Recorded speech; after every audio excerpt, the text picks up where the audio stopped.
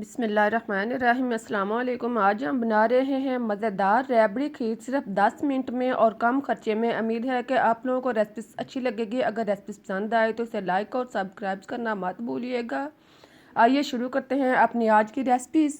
इसके लिए आप चूल्हे पर कढ़ाई जो कोई बर्तन रखें जिसमें आपने खीर बनानी है। बर्तन इतना हो कि दूध बॉयल हो के इसमें बाहर ना आए।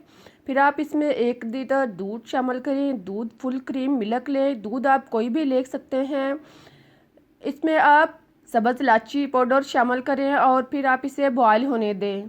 जितनी देर में दूध बॉयल होना है इतनी देर में आप रस लें। रस अच्छी किस्म के लें, वाइट किस्म के रस लें। इसको आप तोड़कर छोटे छोटे टुकड़ों में तकसीम कर लें ताकि ग्राइंड करने में आसानी हो।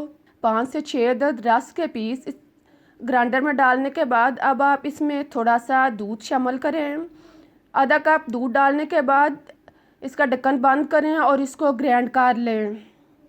इसको आप खूब अच्छी तरह ग्राइंड करें।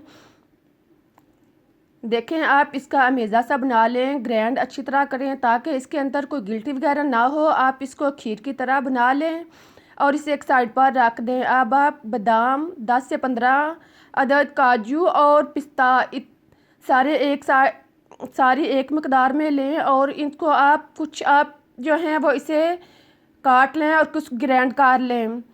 अब आप देख रहे हैं कि दूध जो है हमारा बॉयल होना शुरू हो चुका है। जब दूध अच्छी तरह बॉयल हो जाए, ऊपर उठना शुरू हो जाए तो आप चूल्हा कम कर दें और फिर इसे 4-5 मिनट तक बॉयल होने दें। अब आप इसमें रस जो हमने ग्राइंड करके रखे हुए थे वो इसमें शामिल करें। रस का मेज़ा डालने के बाद आप चम्मच चलाकर इसको मिक्स करें और इसे 5 से 10 मिनट तक पकने दें।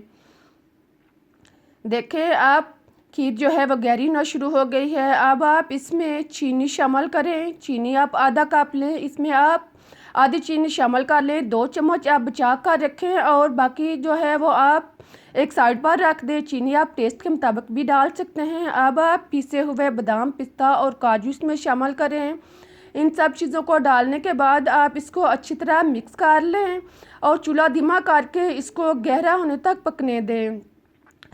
देखें आप इसको अच्छी तरह मिक्स करें और इसे गहरा होने तक अच्छी तरह पकने दें। अब आप दूसरे चूल्हे पर पैन जो कोई बर्तन दें इसमें 2 चम्मच चीनी डालकर इसको आप पिघलने दें।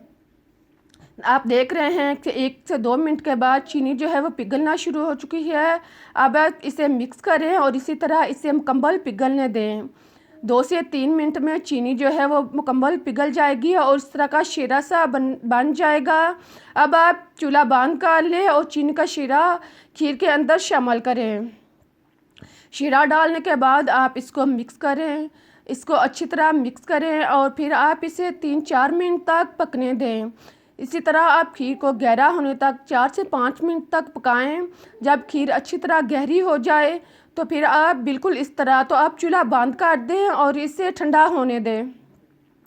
अब आप इसे मुकम्मल तौर पर ठंडा करें। फिर आप इसे किसी बाउल या प्लेट या डिश वगैरह में निकाल लें। आप देखें हमारी टेस्टी रबड़ी खीर तैयार हो चुकी है। बहुत ही मज़ेदार और टेस्टी रबड़ी खीर कम खर्चे में जब आप बनाएंगे तो आप बाकी सारे तरीके भूल जाएंगे। इसको आप रेफ्रिजरेटर में रखकर अच्छी तरह ठंडा करें और फिर आप इसे खुद खाएं, मेहमानों को दें, किसी ख़ास मौके पर बनाएं। बहुत ही मज़ेदार और टेस्टी मीठा है। उम्मीद है कि आप लोगों को रेसिपी अच्छी लगी होगी। अगर रेसिपी पसंद आए तो इसे लाइक और सब्सक्राइब करना मत भूलिएगा ताकि मैं आपके लिए इससे बेहतर और मज़ेदार रेसिपीज ला सकूँ।